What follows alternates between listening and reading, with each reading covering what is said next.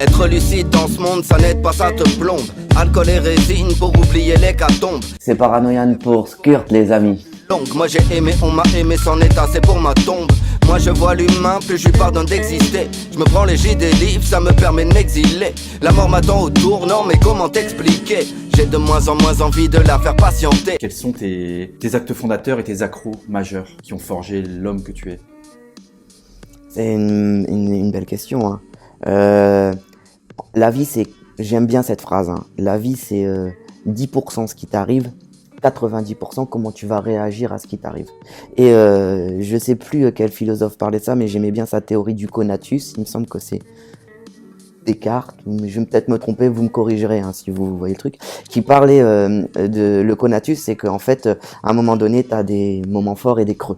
Et en fait, l'idée, c'est que quand tu as des creux, tu dois essayer de te maintenir pour que quand il y a une opportunité, un moment agréable qui passe devant ton nez, tu puisses le saisir. Parce que des fois, dans les creux, t'es tellement mal que même s'il y a une bonne opportunité, un truc cool qui peut t'arriver, tu seras même pas en capacité de le prendre. Donc on va dire que moi, c'est ça. Je me suis toujours dit, c'est pas parce qu'il arrive des merdes que tu dois en vouloir à la terre entière, même si au fond tu l'as un peu, et que tu dois surtout laisser passer des gens qui voudraient ton bien, ou des situations ou des opportunités qui pourraient t'améliorer ton quotidien. C'est une philosophie sur laquelle j'ai essayé de m'appliquer, et ça m'a beaucoup aidé. Après, les accros, c'est, je vais te le dire, c'est très simple, c'est que quand tu as vécu des trucs super chauds, donc tu vois ta mère pendue, t'as 11 ans, à un moment donné, quand on te montre un film d'horreur et qu'on dit voilà, là il y a une sauterelle qui saute sur quelqu'un, t'en as plus rien à foutre, on est d'accord, hein, le degré il est élevé. Et ben le truc qui est important quand t'as vécu ça, pour pas partir en couille, en tout cas là où je pourrais dévier, c'est que des fois t'en as plus rien à foutre.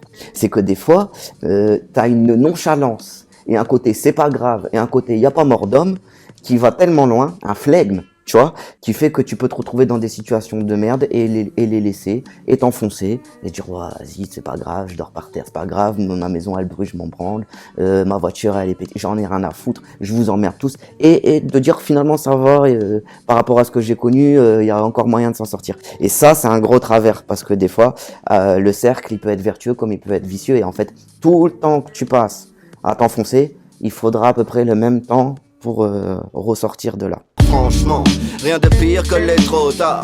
Fais un tour après minuit sur les trottoirs. On n'était pas sérieux quand on avait 17 ans.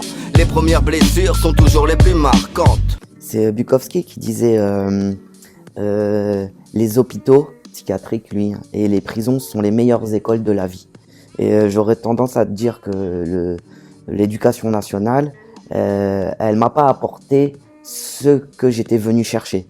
J'ai rien contre l'éducation nationale et je suis content d'avoir fait des études et j'ai réussi à faire un cursus scolaire qui était bien, mais j'ai pas récupéré ce que je voulais en termes d'enseignement, en termes de sciences de la vie, de qu'est-ce que j'ai besoin de savoir moi pour être armé dans la vie. Donc j'ai été le chercher ailleurs, j'ai été chercher dans la rue, j'ai été chercher dans le rap, j'ai été chercher un peu dans la délinquance aussi, et finalement ça t'aide parce que là t'as pas le droit à l'erreur. Je te donne un exemple, quand t'es dans la délinquance, j'ai pas envie de rentrer dans les détails ni de faire cette apologie là, je vais juste rester très simple parce que c'est pas le sujet. C'est qu'à un moment donné tu sais que si tu merdes, il peut t'arriver des trucs très compliqués, tu peux même mourir.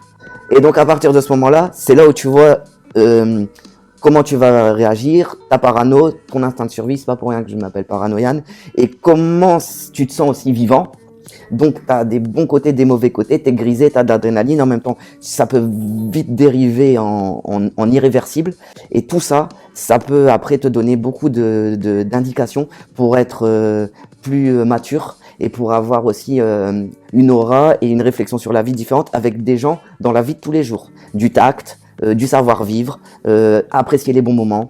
Tout ça, c'est, je pense, de cette manière-là que je l'ai vécu et que maintenant j'en suis là. Les donneurs de leçons, les gens parfaits me donnent le vomi. Les hôpitaux, les prisons sont les vraies écoles de la vie. On n'était pas sérieux quand on avait 17 ans, avant que la vie ne te cogne du haut de son désenchantement. Tu te rappelles à l'époque t'avais des tas d'amis, des équipes de dingue, tu pensais qu'à gaulerie. L'amitié ça dure, un jour ça part, et même tes meilleurs amis deviennent tes pires ennemis. T'avais des tas d'envie, tu kiffais jour et nuit. Tu t'interrogeais pas sur le sens de la vie. Un jour tout pète, tu reconstruis, puis tout repète, putain c'est donc ça la vie.